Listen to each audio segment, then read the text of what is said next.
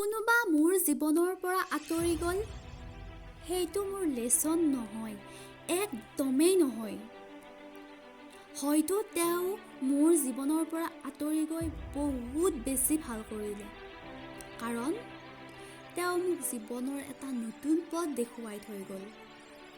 এটা কথা কি জানে, প্ৰেম বোলা বস্তুটো এটা বয়সৰ হৰমনেল ৰিয়েকশ্যনহে হয়।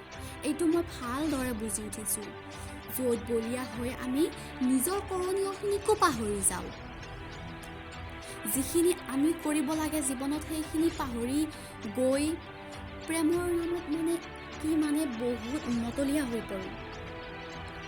প্ৰেম কাক কয় সেইটো নজনাতে কিছুমান এট্ৰাকশ্যনক আমি প্ৰেম বুলি ভাবি লওঁ, যাক ভাবি মনত বহুৱাই পাহৰি যাওঁ আমাৰ নিজৰ অস্তিত্ব।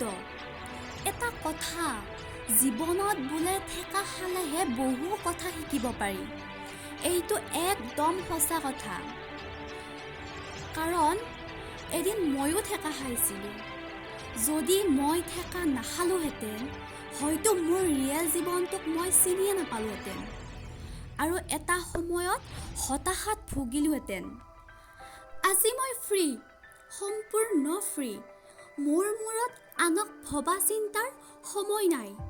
মই কেৱল মোৰ জীৱনটোক সজাব বিচাৰোঁ। সপোনত থাকি নহয় দেই, কিন্তু দিঠকত। বুজিলে নহয়, ভগৱানে যি কৰে ভালৰ বাবে কৰে। আৰু এটা কথা, সূৰুজ যদি আজি পশ্চিমে ডুবিছে, কাইলৈ পুৱা নতুন কিৰণেৰে আকৌ পূব দিশে ওলাব। সেয়ে আনক ভৰসা নকৰি আগুৱাই যাব শিকক।